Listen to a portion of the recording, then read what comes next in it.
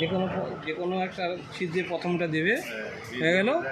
এবার দু হাতে ধরে এই দুটো কানের মাঝখান দিয়ে, এটাকে কান সেট বলে, কান সেট বলে, দুটো কান সেটের মাঝখান দিয়ে সুতোটা পরিয়ে দিলে, দেওয়ার পর আবার এখানে দিবে, এটাকে টেক আপ লিভার বলে।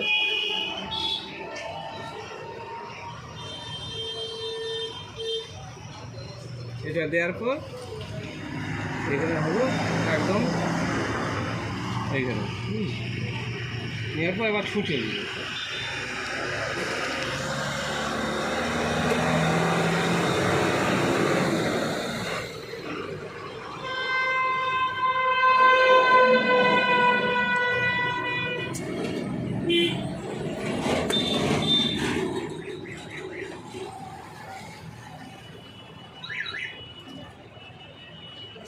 হয়ে গেল, সুতো ঘোরানো হয়ে গেল।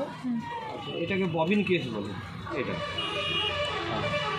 ববিন কেস বলে। ববিন কেসটাকে ভরা নিয়ে হয় এরকম, এই কাটা অংশের মাঝখান দিয়ে এইভাবে টেনে ভরে নিতে হবে, এটা ভরা হয়ে গেল। এটা কাটা অংশটা উপর দিকে থাকবে, এইভাবে ধরে ঠেলে দিতে হবে। হ্যাঁ, যদি দেখতে চাও এদিকে এসে দেখো কীভাবে ঠেলে ধরে করাচ্ছি।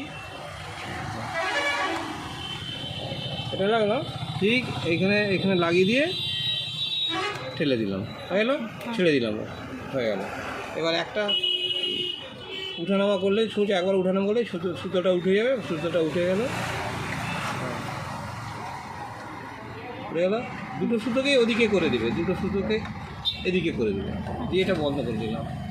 আচ্ছা, এবার কাপড়টা দিলাম, দিয়ে সুতোগুলোকে চেপে রাখবো, চেপে রেখে হাতে করে ঘুরিয়ে প্রথমে দু একটা টোপ তুলে নেবো, যাতে সুতো না জড়িয়ে যায়, যাতে না জড়ায়, তার জন্য এই টোপটা এই চেপে রেখে টোপটা তোলা।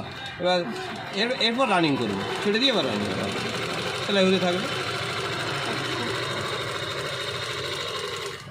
একদম পার্মানেন্ট সেলাই, খুব সুন্দর সেলাই আছে। এবার যদি মনে হয় কোনো সময় নিচের দিকে গিট গিট সেলাই হচ্ছে, সেলাইটা ভালো হচ্ছে না নিচের দিকে, এটা নিচের দিক, এটা এত সুন্দর সেলাই আছে, সেলাইটা দেখা যাচ্ছে এইদিকে সুতোটা এদিকে দেখা যাচ্ছে হয়তো ভালো হচ্ছে না, তখন এটা একটু চাপ বাড়াবো, ডান দিকে ঘুরাবো। হ্যাঁ, আর যদি মনে হয় উপরে সুতোটা খারাপ হচ্ছে, তুমি দেখবে তা আমি কদিন থাকবো বলো। হ্যাঁ, তখন এটাকে একটু লুজ করতে হবে আর কি। আর এটা চাপ হচ্ছে, এটা রিভার্স, এটা আমি টিপে ধরলে রিভার্স হবে, আগু পিছু হবে। একদম সিম্পল।